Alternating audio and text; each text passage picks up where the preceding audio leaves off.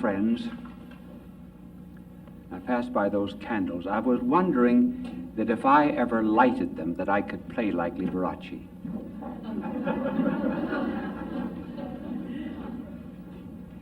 Last week,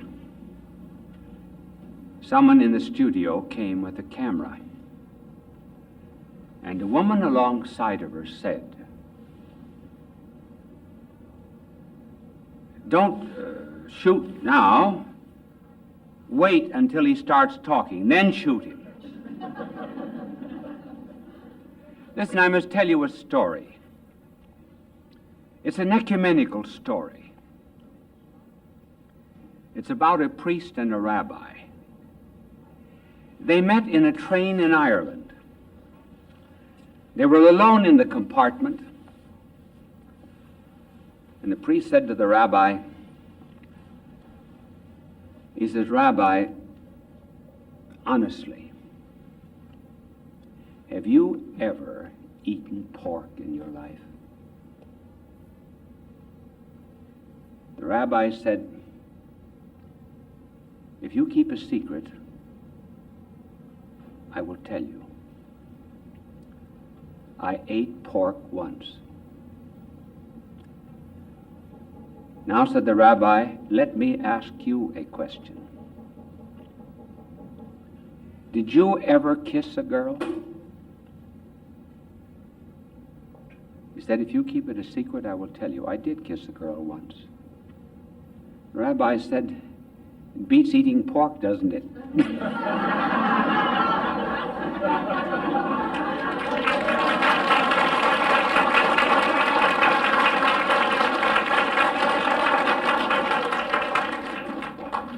Those are the kind of stories you can tell about religions that doesn't get anybody into trouble. Well, the title of this telecast, you remember, is about holding us together, because we're living in an entirely different age. Our new task is quite different. The new task is how to prevent ourselves from going to pieces. In other words, that ever since we split the atom, people are split. Races, nationalities, social groups. It seems as if almost all the rivets have fallen apart in the skyscraper of our civilization. Years ago, Conrad, the novelist, wrote a story about a ship in a river in Africa. The Captain Marlowe was pacing up and down the deck of this small ship. He was waiting for repairs. Along the shore, he could see the native Africans dancing, singing, mocking him.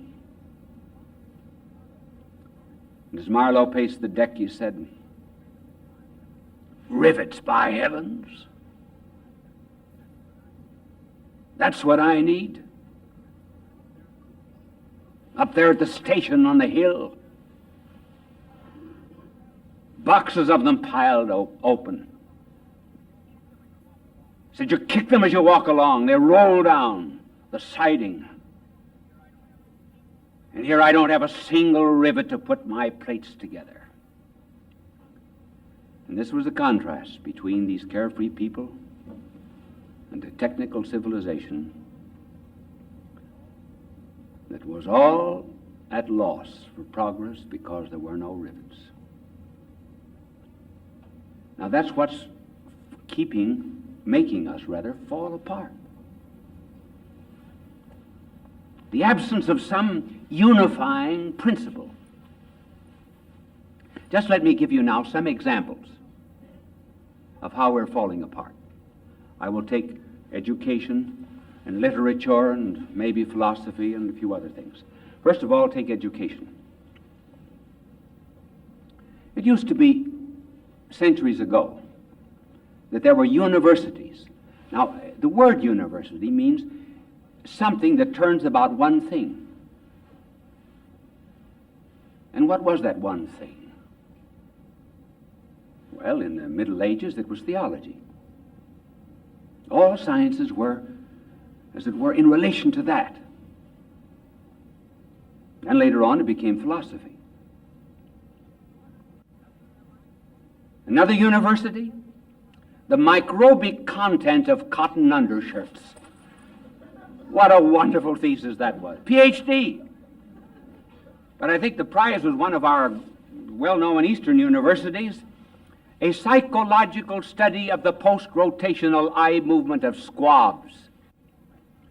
Then take the press, rivets falling apart, and TV, even. Here, for example, on TV, suppose I were a news commentator. I would show you, for example, here is a clip that has just come to us this afternoon from Vietnam. That shows a bomb dropping on one of the cities of Vietnam in which 10,000 people were killed. More details of this horrible massacre will be unfolded to you after this brief announcement. The white knight will clean your dishes. Think what becomes of us. It means that both are meaningless. When we can shift so quickly from a story of horror and death to this insignificant detail about soap.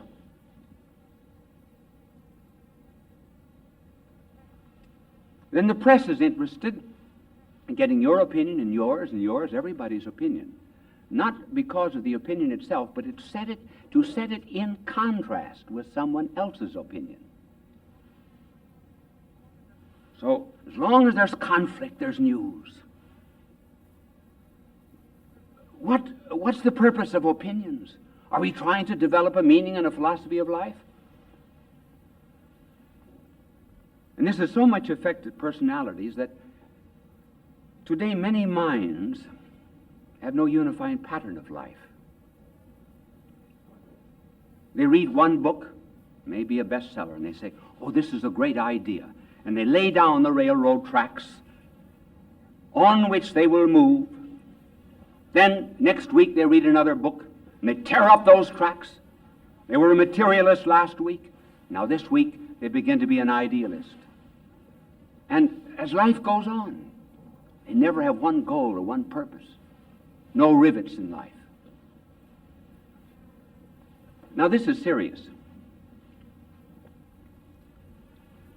If this were a class in school, in a university, I would go more into detail. But just let me go through famous writers and thinkers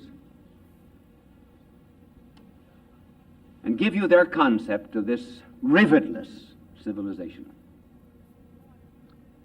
200 years ago, de Tocqueville, who wrote a great deal about America and who foresaw America, said Americans are going to be superficial. They'll be interested in the surface of things and will not get down to depths. Then if you take those who have made a study of Grecian democracy, what made it fail, the Middle Ages, what made it fail, our contemporary civilization, you get always the same answer. There was nothing to hold civilization together. For example, Jaeger.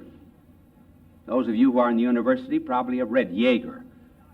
His work on Padaya, which Jaeger shows that the Greek democracy of the pre-Christian times went to pieces just as soon as it lost its gods, its faith, and its myths. Collingwood wrote about the Middle Ages. Collingwood said that the Middle Ages went to pieces just as soon as it lost its faith. Politics and economics, he said, began to be independent of theology and morals and ethics. Philosophy was separated from theology, and the unity of civilization decayed. In our modern times, Reinhold Niebuhr compares our civilization to Babel, in which he says men are confused. Each one is trying to make himself a god and finally eventually to reach the heavens. And the attempt fails. And Toynbee wrote 10 volumes called A Study of History. And he says that our age is suffering from a schism of soul. That is to say, we've lost all of our unity, and we're like the pyramid builders. What, he said, was Egypt trying to do when it built the pyramids? It was trying to forget the slavery of people. And so upon all of that forced labor was erected this monument to resist decay, and it became the very basis of decay itself. I wonder if going to the moon, $77 billion a year in preparation for war, is not another Babel.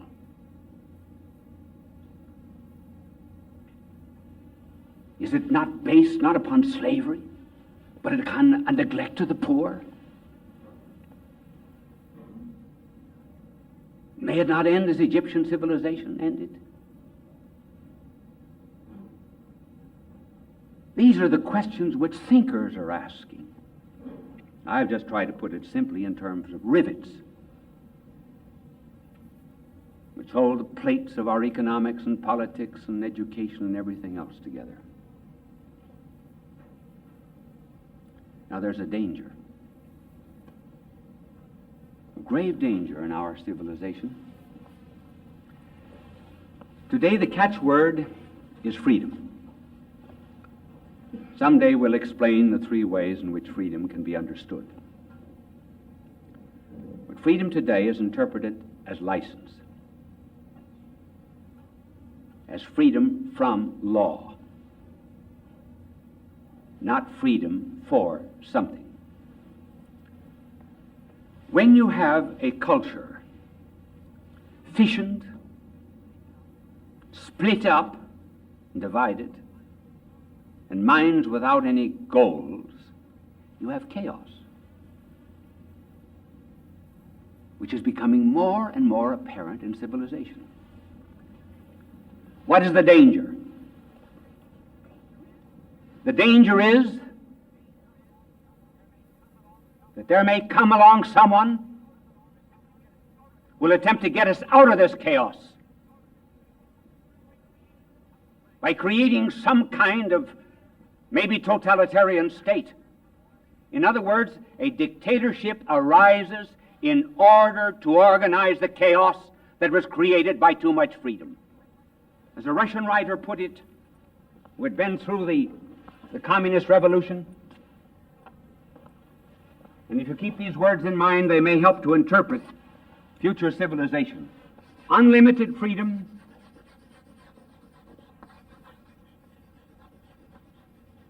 leads to unlimited tyranny. Communism was only an organization, forcible organization of a chaos. When shepherds cannot get their sheep to follow them, they send dogs after them. We're in danger of having dogs run after us to organize us out of this chaos. As Dostoevsky, the French novelist, put it, he said, I wouldn't be at all surprised that there might arise out of our cities in some future day someone unlearned would say, let's knock to pieces all of this supposed wisdom. Let us smash all of our logarithms to pieces. Let us go our own way. And you'll be surprised how many followers we will have. I know it's not a pleasant picture,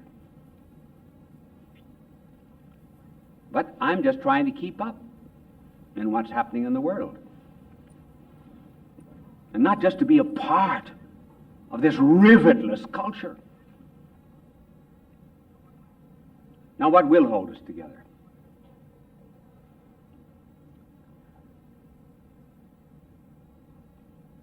Knowledge?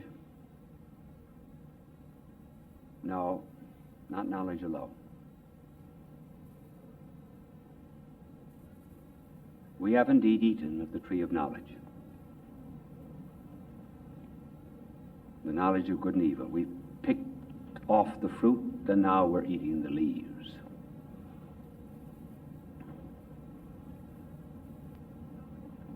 And knowledge, anyway, when it's about things above,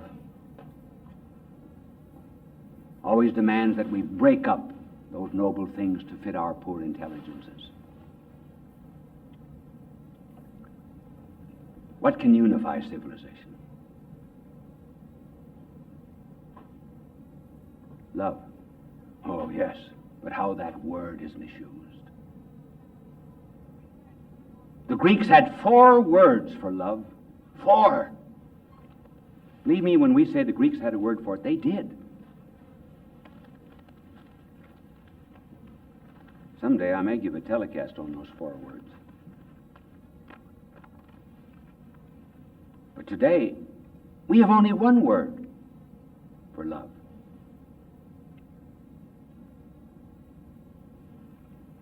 Certainly we can call in an absolutely unprejudiced witness in the novelist Fulton. Let me read you what he says. In other words, this is not the kind of love that will save us, the kind that he is describing, and which, incidentally, he repudiates.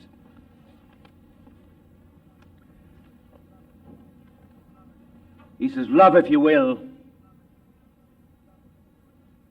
because it can't last. There's no place for it in the world today. We have eliminated it. That is, eliminated the true love. It took us a long time.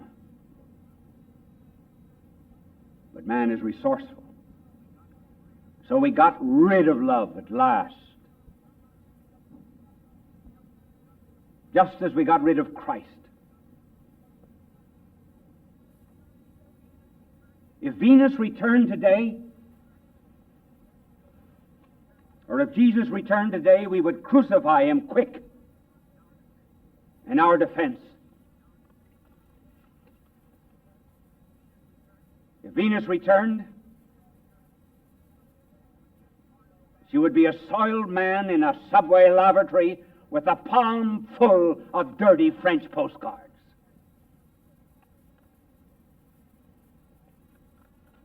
That's what's happened to our concept of love, noble love, as it has degenerated into eroticism. But love is still the answer. What kind of love? What's the rivet that will hold us together? Oh, I forgot to signal my angel. It's not his fault. It's 3. We have mysterious winks.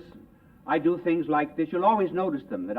This means that you wash off the blackboard. This means that you don't wash. Have you ever noticed me doing those things? No?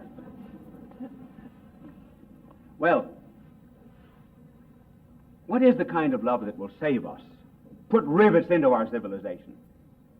3 things. First of all, the only thing we can ever love is a person.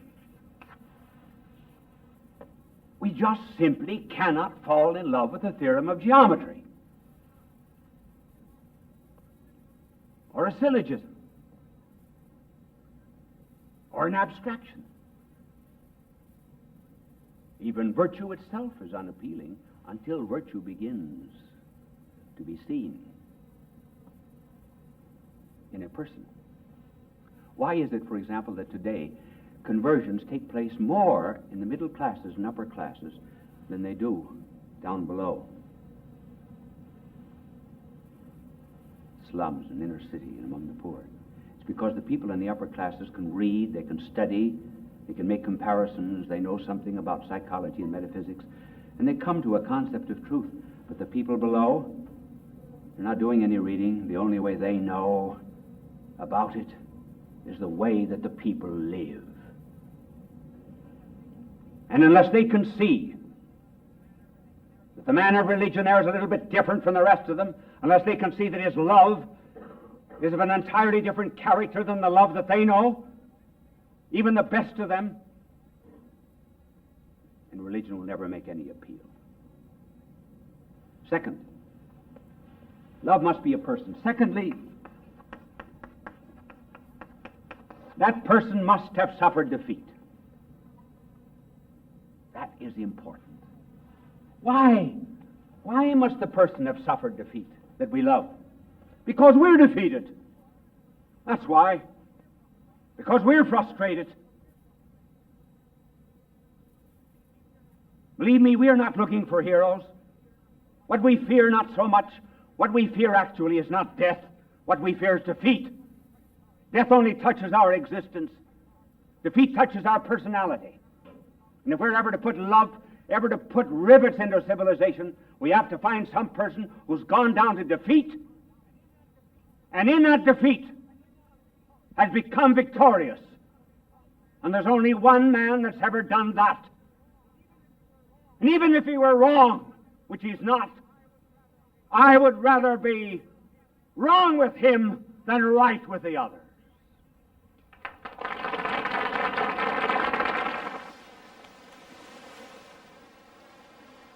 The sea is calm tonight. The tide is full. The moon lies fair upon the straits. Words from the English poet Matthew Arnold. A stream of water creates its own pathway, a spiraling journey, past many places, always moving toward the sea. It is like our human journey. We seek the fulfillment of inner needs that only our soul and God know about. We look for our pathway. After his baptism by John, 2 men asked Jesus, "Where do you live?" Jesus answered, "Come and see." It is an invitation that we should accept. It is a direction along our pathway. People of all faiths recognized Bishop Fulton J. Sheen as one of the greatest communicators of the 20th century. He was born in El Paso, Illinois, in May of 1896. As a young boy, he knew he wanted to be a priest. He served as an altar boy at St. Mary's Cathedral in Peoria, Illinois. At St. Viator College, his education and debating skills taught him the skills he used throughout his life. His unique ability at being natural and at ease in front of any audience was noted early in his ministry. He was ordained in 1919 and went on to become one of the best-known and greatly loved priests in church history. He wrote 96 books and hundreds of articles and columns. He broadcast numerous radio and TV programs. People from all faiths watched him on television because he spoke to every man. They always waited with joy for his goodbye, his blessing, "God love you." It continues to give us joy and memories. Bye now, and God love you. Bishop Fulton J. Sheen went to be with the Lord in December of 1979. Fulton J. Sheen, requiescat in pace.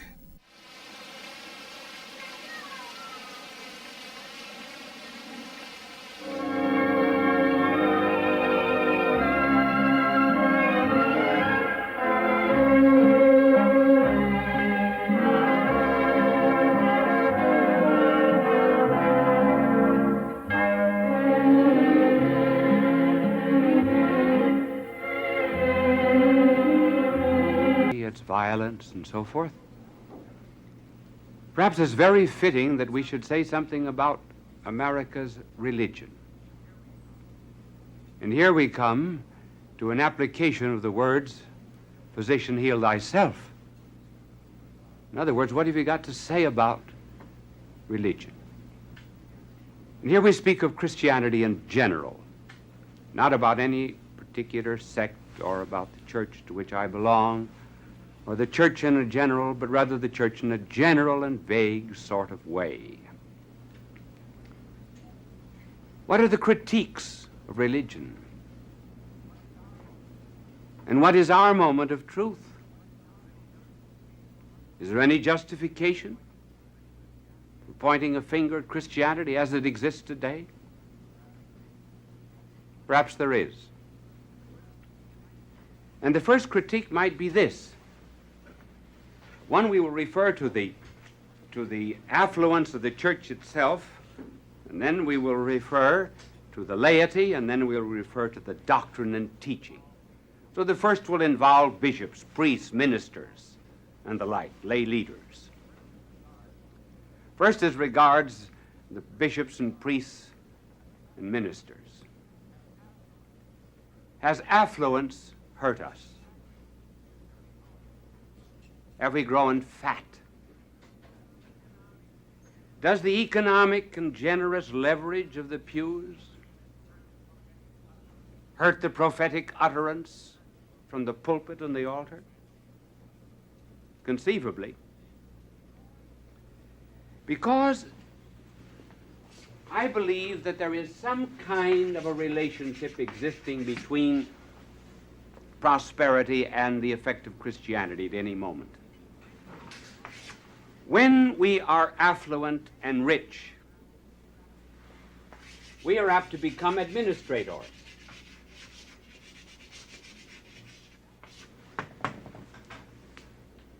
That for times of prosperity. But in times of adversity, we're more apt to become shepherds.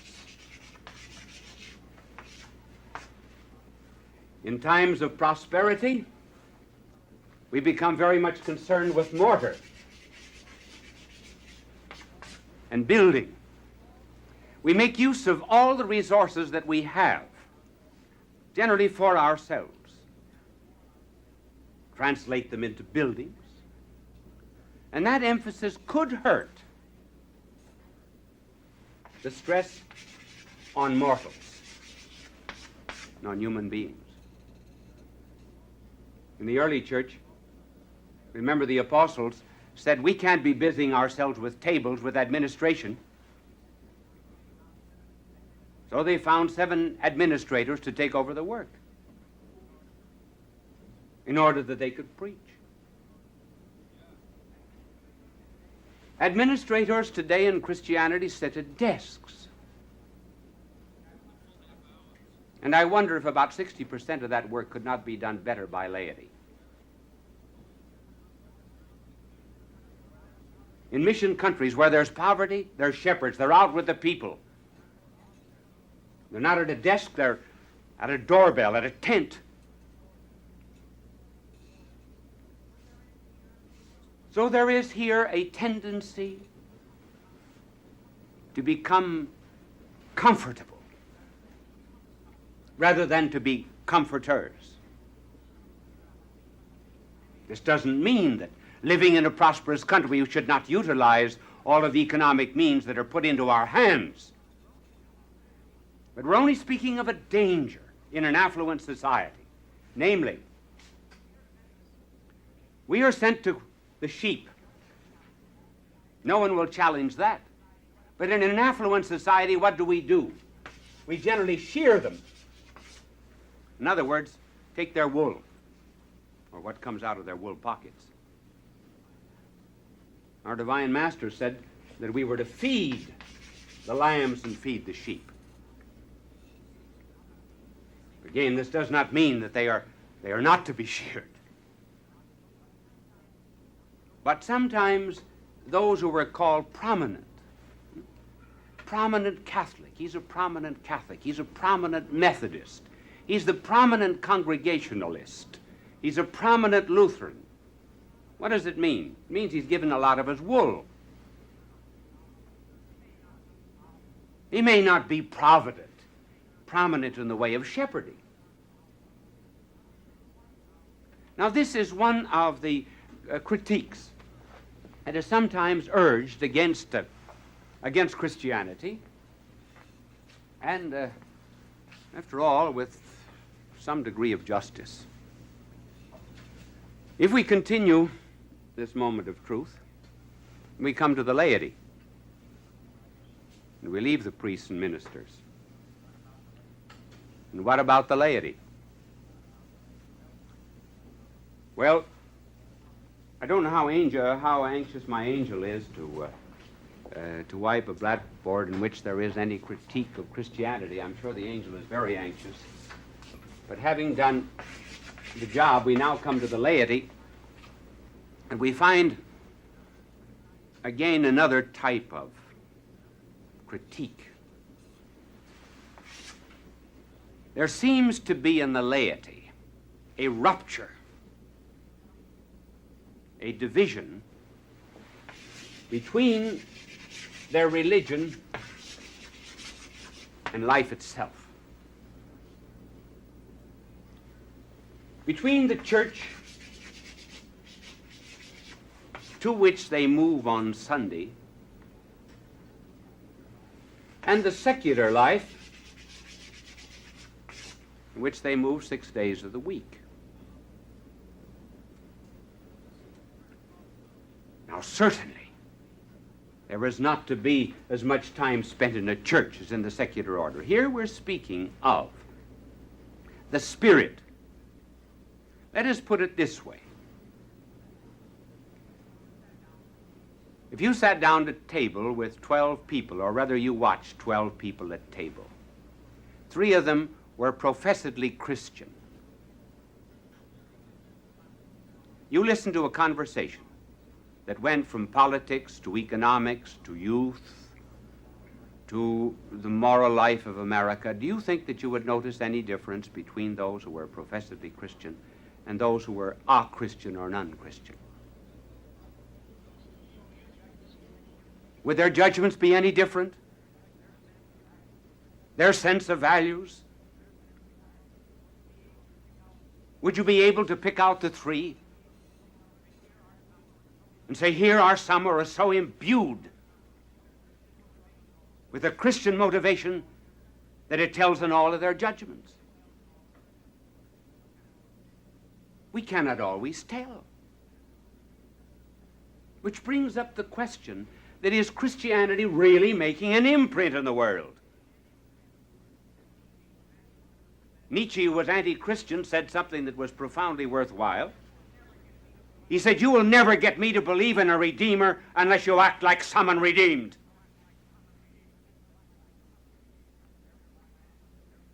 One man who was a very fine contributor to a church, a prominent so-and-so, I mean Catholic, no, not what you think. I mean a prominent Catholic or Presbyterian Congregationalist or something else. That's what I mean by so-and-so. if this prominent so-and-so, he said, if I practiced, he said, what I'm supposed to believe on Sunday, I would be bankrupt in 6 months. Now this divorce between the two is largely contributing to the fact that today Christianity has lost a great deal of its imprint on our social, secular life. And one wonders if it is not to some extent justified. That is, the answer to it we have to work out in our own hearts. Now we've spoken of the moment of truth for bishops, priests, and ministers, then for the laity. Now about the doctrine. How about Christian doctrine? Here again, there seems to be a divorce between 2 things that should very much be united. And this critique is basic and fundamental. If there are 2 things that are ever to be kept together, they are Christ and his cross. No one who professes to be Christian could ever separate the 2. Because he came not as a teacher, he came as a savior and a redeemer. But the 2 are being divorced, along with many other things in our contemporary civilization. So that on the one side, you find Christ, and on the other side is cross. who are divorced, pulled apart.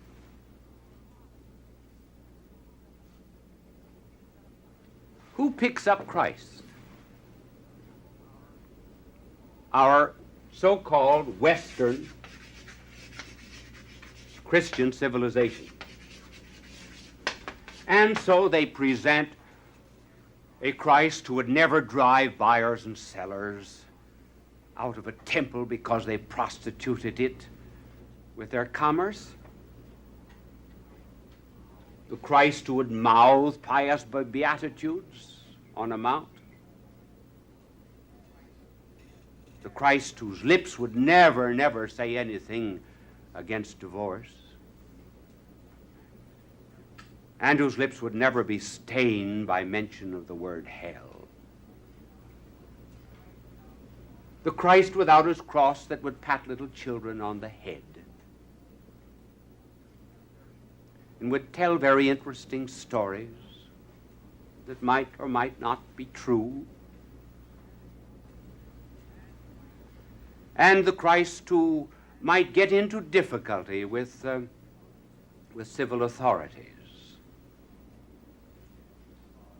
simply because he was preaching some kind of ethical culture.